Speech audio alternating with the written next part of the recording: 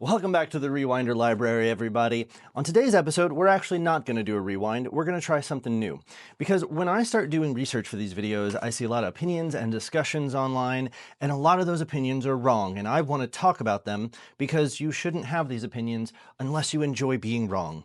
So, I'm using a certain amount of these videos for discussion topics, which is actually something I always wanted to do. I was going to wait till the channel got a little bit bigger, but screw it, here we go.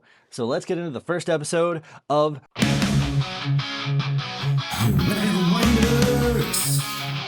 Before we get too into it, I want to give a brief shout out to our sponsors, because this and every episode of Rantwinders is brought to you by getting a little toasted on sake. Because if you're not drinking sake, like what are you doing? What are you doing? Genuinely. Like, what's going on? As the title of this video suggests, we're going to take a look at gacha games. And honestly, I'm pretty pro gacha gaming, and I'm willing to defend it, and on several points. But like we always do, let's talk about what is a gacha game. If you look around or you're a hater, you will immediately exclaim, "It's just predatory gambling!" And that's not really true. Gacha games are just games that are typically free to play with gacha mechanics. Gacha being a shortened version of the term gachapon, which is like those little turnstiles that you'd see at malls or arcades where you put a quarter in and turn it and you get a ball with a little prize. Those are just all over in Japan, enough to turn that into a virtual mechanic in gaming. So there is a randomness element, but that doesn't stop it from being built in to core games. What is a gacha game? Could really be anything. If you're playing an action-adventure game and you have a randomized element of what weapon you're going to get, gacha game. If you're playing a racing game and you've got a randomized element of what decals you can get for your car, gacha game. Even as early as 2003, games like MapleStory and Gaia Online had implemented gachapon-styled randomization for different appearance settings or items you could get in-game, and they aren't considered gacha games. They're still looked at as online MMORPGs at best. So again, it's pretty loosey-goosey with what we're going to call this. In an effort to try to narrow them down, I would argue that most of them have anime-style graphics, can be played on your phone, and are free to play. These are three core elements of what is the current gacha environment. But defining them specifically as gacha games instead of racing games or action games or storytelling games is kind of dumb, because that gacha element not only still exists in gachapon machines, but it also exists in trading cards ever since like the 1900s. It exists in every pack-based card game, Magic, Yu-Gi-Oh, Pokemon. When you take a pack and you open it with the inherent hope that you will get something rare or powerful, that's exactly what gacha is. In fact, most gachas run off of a 10 pull system where you can pull 10 characters at a time, or you can attempt to, I should say. That's opening a pack of cards. It's based off of opening a pack of cards. That's where it comes from. According to the research that I could find, the first gacha game the way we have them today was a game called Dragon Collection in 2010. It did run off of a free-to-play model, which at that time was not incredibly common, and it was a monster creature collecting game, but the monsters and creatures that you got were based in randomized packs. This was one of the first ones that showed that this model was financially viable to a huge degree. These make tons of money. This will put a blemish on one of my later points about the monetization of gacha games, but they do make a ton of money. That is totally worth noting, and in the interest of transparency, this model makes more money than most Western like pay-to-play games do. One of the features that gacha games have that a lot of even live service games don't have is that they retain their free-to-play model by what's typically called a whale subsidized models. There are 1% of the player base, known as whales, that spend tens of thousands a day to get whatever it is they want constantly. And they brag about it. Like, these people enjoy being it. They're not victims, they're not being tricked. This is how they want to spend their money. So that means, because of that, that it's free for everybody else, typically referred to as minnows. Mostly what whales want are to show off to minnows. So when they roll up with the fancy gear and the brand new character and all the special relics and stuff, you know, good for them. Okay. I want to go through the main criticisms that I see kind of point by point, but before I really get into a tit for tat with this, there is like a broad blanket statement that I should make. If you do have a gambling addiction, then yes, gacha games are not for you. But at the same time, Magic cards probably aren't for you. Things with booster packs, things with randomized incentives, possibly even some video games if they have gambling elements in them, you probably by now know how to keep yourself safe, and there's no amount of squabbling over little details that will help you with your addiction. So, with that generality out of the way, let's get into the specific criticisms. Okay, so most of the criticisms that I've seen can be boiled down into a couple categories. They're Chinese slop, they have over-sexualized characters, they are gambling, they have predatory practices that cause FOMO, daily habit forming, and variable ratio reinforcement. And all this with a sense that you kind of have to spend money to be able to stay meta and stay competitive. So, we're going to go through each of them, but I'm going to start with what I think is the easiest one and just kind of debunk from there. So, first off, let's take the criticism of, it's just Chinese slop. Defending the idea that gacha games are just Chinese slop is actually pretty easy because that statement is just racist. So it's really easy because a lot of these games are actually South Korean, some are Japanese. Actually, there's less Japanese than you would think. Some are Chinese companies, but A, you didn't even get your Asian right. B, they're not just slop because they are games. Like I said, even if they have a gacha mechanic in it, they still provide a fun experience. Many of these gacha games, especially if you started today, have hundreds of hours of content, voiced story, constant events and updates. There's always something for Christmas and New Year's and Chinese New Year's and summertime and everything else. Like, these are constantly evolving games that you could play nearly endlessly. So, like, unless you just hate them because they're from an Asian country, which would then be racism, that's just not valid. So that one's easy. The next easiest one to tackle is this idea that you have to spend money to stay meta, meaning you're staying on the cutting edge, you've got the good gear, you got the good characters with the good weapons so that you can take on this like in-game high-level content. That is specifically a problem for streamers, and that is propagated again by streamers. I'm gonna win this 50-50. And if not, I'm gonna force myself to win, if you know what I mean. My blade. What the fuck? No! Oh my god!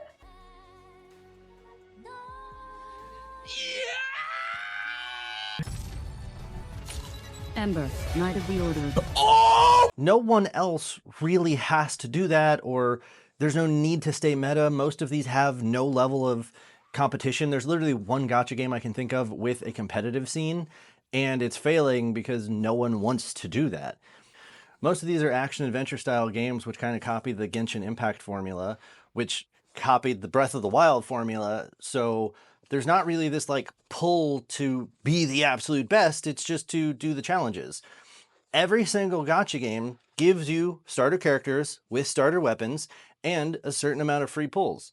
You can clear 100% of the story content with these resources. You can play the game by playing the game. The idea that you have to spend money to get the endgame content is not a real actual thing. Now, most of these have what we'll just call like a tower mode, which is some type of like endless battle to get the high score and put your name on the leaderboard so that you can show that, you know, you're the man about it and see how far your team can get. And these are fun to do, and you can certainly build a team around it to try to push yourself, but unless you just have some innate desire where you have to be the top 1% at this specific Chinese leaderboard, that's where the meta comes in. These are the people who have to worry about it is when they're shooting to be top 1%. It's just a game. Like, you don't have to do these things. It's okay. Plus, that entire idea kind of flies in the face of something that makes Gacha special. Because of the randomized nature, different people do have different builds with different weapons and different things available to them.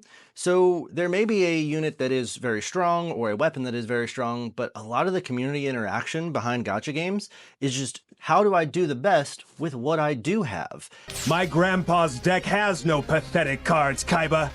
And, you know, what's the best character combination if I have this arrangement of characters that might be different than your arrangement of characters? Two of the best examples of this that are just memes in the gacha community are Danjin mains and Keking mains. These are people who have either Keking or Danjin, and despite stronger units coming out, better units coming out, more viable, more meta, more end build, These people are not giving these characters up. That's all they play, and they're gonna build the hell out of them to make them work because they love these characters.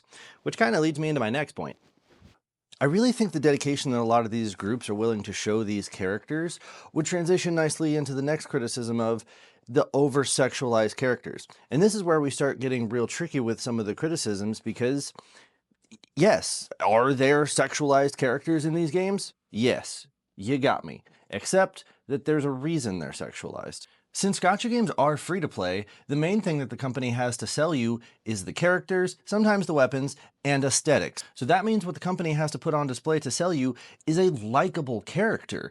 And sex is an easy way to get someone to like them. That's a given. There's no reason to explain what that attraction there is. But sex, of course, isn't the only thing. There are characters who are incredibly well written. There are characters who are incredibly well designed. There are characters who are cute and just the traditional, "Oh, I want to pat your head" type of cute. Some games will even go so far to sell you costumes for certain characters where they're dressed up, perhaps for a formal occasion, dressed down, perhaps in their pajamas, and it's up to the buyer to decide how they see these characters and how they want. And I'll be honest, aesthetics is where I lose the most money in gacha games.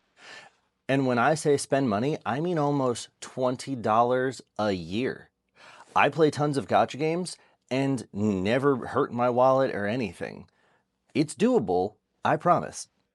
If there's a character that I get along with, that I like their personality, I like the funny quips that they have, and they come out with an outfit that I think makes them look cooler, not even just sexier, but just genuinely cooler, I'll buy it in a heartbeat. I don't care if it's a girl character, if it's a boy character, if it's just something that I like. If I know I'm going to spend time with the character, why wouldn't I want them to look cool while I'm spending time with the character? Some of these games have characters that are so funny, so interesting, so well written, so inspirational in the situations or their shortcomings or how they deal with it or how they interact with the world. Could be anything, right? But so much of that gets drowned out by just focusing on sexualized characters and then hitting it with the classic, well, that's not what real women look like. And that is true. This is not what real women look like. And this is not what real men look like, and this is not what children look like, and if you fused humans and dragons and reptiles and stuff, they probably wouldn't look like this either. It's almost like these games are a work of fiction, and they're allowed to exist in fictional proportions. Yes, there are girls in skimpy clothes in battles, and there's also dudes in trench coats and no shirt, and they're like military commanders. No military on Earth has this as a uniform. It's okay. And that doesn't even count all the weird gimmicky characters. Let's talk about Klee, who is a literal child, probably like 5, I think, canonically, but also a demolitions expert. Totally realistic. Now, in an effort to sell you these characters in these units, the games will often give you time to interact with them and spend time with them. A lot of the games you'll get like messages on the character's birthday where they just kind of talk about adventures you went on and stuff. Admittedly, this can lead down a dark road. Obviously, you've seen the stereotypical nerd holed up in his basement with just plastered posters of his one specific waifu all over that he loves no matter what. And that's not good. I'm not going to defend that. However, this is kind of a problem in like anime culture as a whole, so I don't know why it gets specifically levied onto gacha games. And it's also a problem in the idol industry, and it's also a problem in pop idol in Western culture. Because if anyone remembers how girls used to react to Justin Bieber or anybody from the cast of Twilight, Every guy should be Edward Cullen. Have my babies, Edward! So you want Rob to marry you? I'm going to marry him. I think that's going to rest my points right there.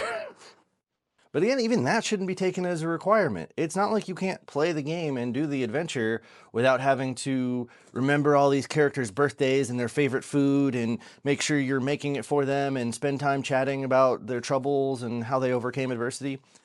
You can just not do that and play the game. It's still a great game without that system, but if you want it, it is there. I personally get a kick out of seeing some of the nonsense shit that the devs make them say, so like, I'm a fan of that one personally. I suffer from extreme pumpkin phobia. I wonder if it would be worth the trouble to make all the pumpkins in the world disappear. I left last few points because, like I said, they are a bit harder to kind of sort through. One of them being Does gacha games have gambling? Yes, I guess technically they have gambling, because certainly when you do a 10 pull and you don't know what you're going to get and you're hoping for something good and it could be a bunch of other stuff, sure, that's gambling. But this idea that gacha games are a gateway drug for children to gamble, I think is kind of weird, because even to interact with the systems, you would still need a credit card tied to a bank account that typically kids don't have. A much bigger offender of kids going into gambling would be like opening packs of cards, which is something they can easily get their hands on. Since we've already gotten the original disclaimer of if you have a gambling addiction or a problem with gambling, certainly that's something else. But for most people, this should not pose any dangerous level of gambling. If you are betting your rent or betting your car payments on a gacha game, that's not the gacha game. You have an addictive personality, and this should be seen as a warning sign. But at this point, truthfully, I'm not even sure what you would do if you're still playing modern games. The idea that gambling is reinforced by variable ratio reinforcement, which is that kind of mechanism where it's like, oh, it could have been one or the other, I might have gotten lucky, let's try again, let's try again. That's baked into everything. There are $80 games that you have to pay for up front just to then later gamble on loot boxes. And just for the record, it was not gacha games that got in trouble with the EU and caused this whole loot box legislation that the world saw. It was Star Wars Battlefront 2 by EA, a fully priced console game that was sold to many people.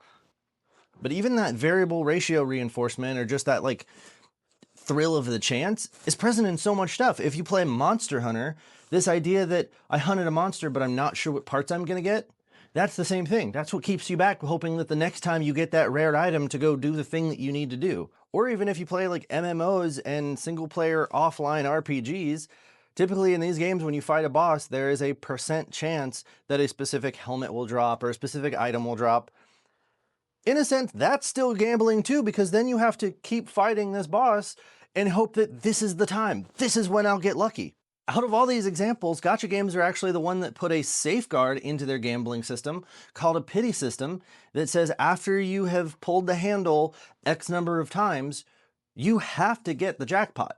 So realistically, if you're some streamer and you're looking at it as like, oh, I have to have this unit because people come to watch me for my high tier gameplay, whatever, you see that as basically like, oh, within 80 pulls, I'm going to get this character, so I'm just going to do it. But if you're a casual player, that's even better, because you can just totally be free to play and just eventually you'll get high star stuff. It will always happen because there are safeguards in place to make sure it always happens. Also, for anybody who watches this video and is in the know, I'm totally aware of the 50-50 on a pity, but that's just like a whole different topic, I feel like, and doesn't invalidate this topic.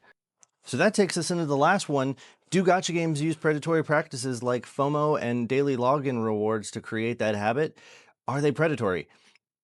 You can say that if you are someone who has a tendency to fall victim to them, but again, I'm not sure what else you would do. Everything is some version of that. When you go to the store and they say, hey, on sale for the next 2 days, that's immediately FOMO, because you think, oh, well shit, if I'm 3 days late, then I can't get it at this good deal. I should buy it right now, whether or not I need it, but it's on sale for 2 days. That's the exact same FOMO. And this thing about logging in daily, you can do it, or you can just do other stuff. There's not a punishment for not logging in. You can't fall behind because, again, most of them don't have competition. So if you want extra free stuff, sure, go ahead and log in. But if you don't, it'll always be there for you. That's a lie. This idea that these things are going to disappear or that you can't ever see them again is a lie. Most of the argument for FOMO comes from the banner system, where typically whatever the current hot character or weapon is will appear on a banner, and that banner is only up there for, I don't know, like 3 weeks typically, I think, in most games. So you have that amount of time to try to get it. Except that these companies like money, so they're for sure going to bring it back. It's not even a matter of if. They will bring it back. And sometimes they'll just give stuff out for free, and sometimes they'll give you a bunch of pulls so that you can just pull on it for free because they want people to have this and they want people to engage with their games. Maybe this doesn't address the exact topic at hand, but what I feel is way more predatory is when a game actually punishes you for playing too long. I'm sure there's tons of games, but we're going to call out Marvel Rivals and Fortnite. Both of them have experience points that ties to your level so that you can level up and sometimes get the battle pass and do whatever else and things. But you can only get so much XP in any 24-hour period, which means even if you have your boys over and you're doing this like 8-hour gaming session, you got credit for half an hour of that. And then tomorrow you kind of have to log in and do it again. And then the next day you have to log in and do it again. Now, obviously you don't have to, but by the same argument, if you're trying to chase XP, that's the only way to do it. But with the daily login system, if you log in, you can still play the whole game and get experience for everything that you were doing that day. Also, this is going to be like a big personal opinion, but since I know that I'm not shooting to be the top 1% of gamers ever in some of these gacha games, the daily login shit's like totally not worth it. I log into my games whenever I feel like it, and when I don't want to play them, I just don't play them. That doesn't hold a candle to me at all. So I don't know why people even fall for that, truthfully. So then, of course, the normal question after this rant, like it has been and like it always will be, are gacha games worth your time? And the only way to answer that is kind of like with a soapbox, like introspection on who you are as a person, because I hear stories about people getting sucked in and losing their life, but I also hear stories about people getting sucked in and losing their life to like shopping and alcohol and lots of stuff. There are people with addictive personalities, and that is unfortunate, and those people should seek help and try to stay safe.